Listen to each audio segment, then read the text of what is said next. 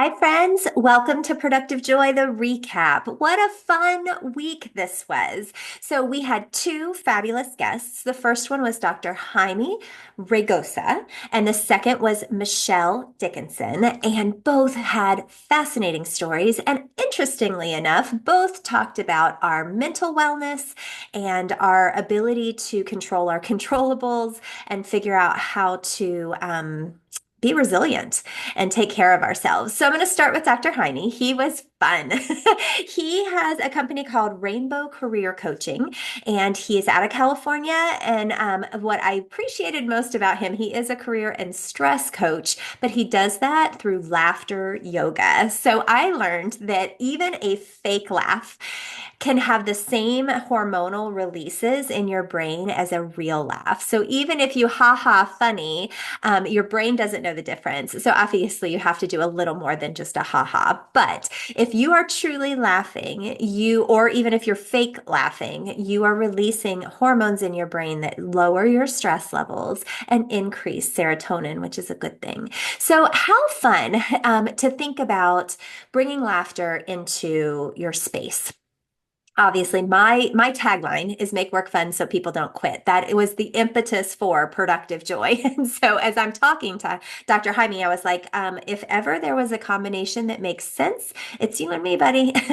Because everything that you're doing is producing joy in the workplace specifically. So when I came up with Make Work Fun, I didn't come up with it. A big shout out to Gabby Hall. Gabby is a brilliant graphic designer who sat and listened to me. Now, she knows me on a personal level too, but she sat and listened to all the things that I do. And she goes, well, Christy, you make work fun. And I went, oh, that's what I do. That's it. Yeah, took a while. I'm all over the place. Shocker. And so when she said that, you make work fun, I realized, people quit things that aren't fun.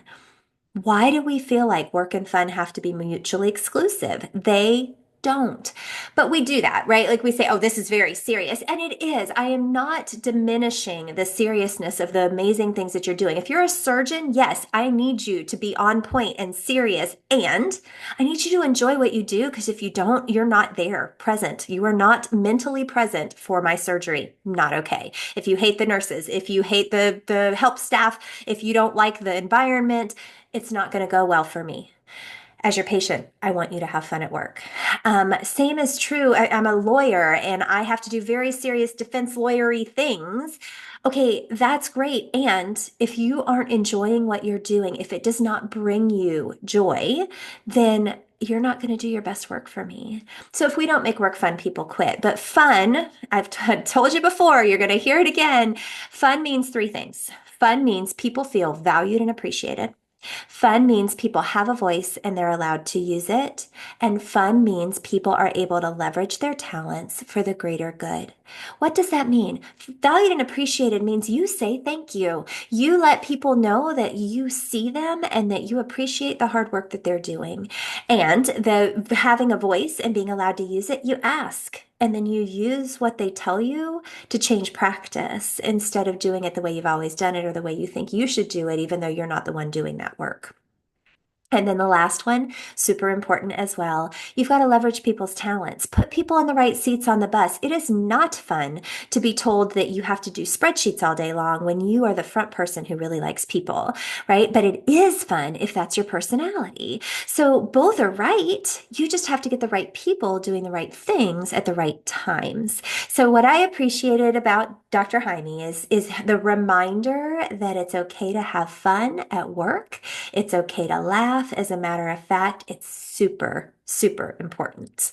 And then I had a fabulous guest, Michelle Dickinson. Michelle is a TED Talker, which is exciting. And her TED Talk was about her experience with her bipolar mother.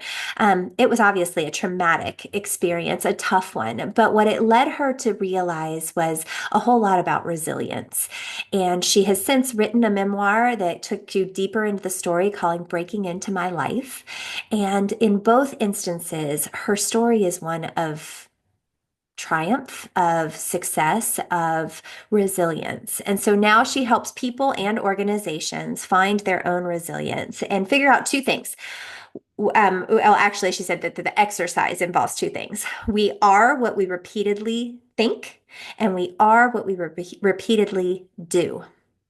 So if I repeatedly snack after midnight, don't take care of myself, don't make healthy choices, right? And I think there's no way that I can ever lose weight. There's no way that I can ever feel better about myself. There's no way that I'm worth it. That's who we become, right? So what are you telling yourself? What right now are you continuously, repeatedly, over and over and over again saying? What are your actions saying? And what are you going to do about it? That's a tough question. I can't make that decision for you. I can only make that decision for me. But I know that for me, I have to be thoughtful about where my thoughts go so that I don't let them take me down a path I don't want to go. I did that as a child.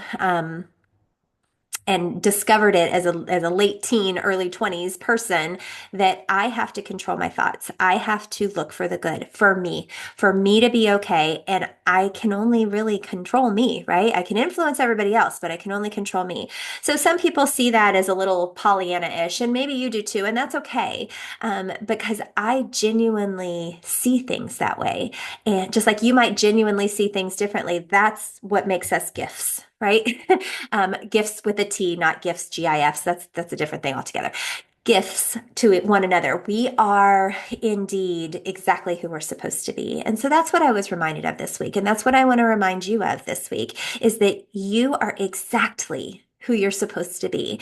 And you are resilient. And if you don't feel very resilient today, this day, I want to encourage you to recognize that you can do something about that.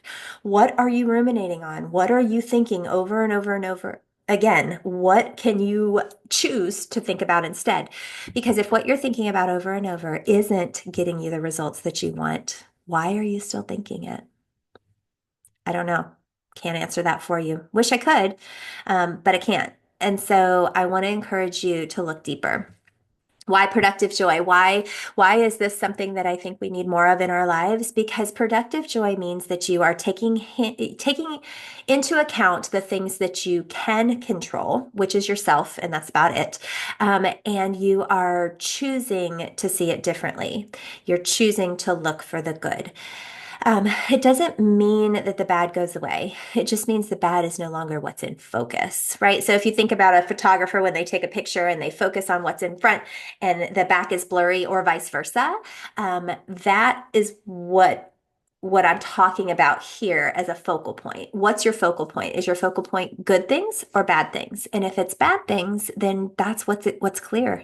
That's what you see. And it doesn't have to be that way.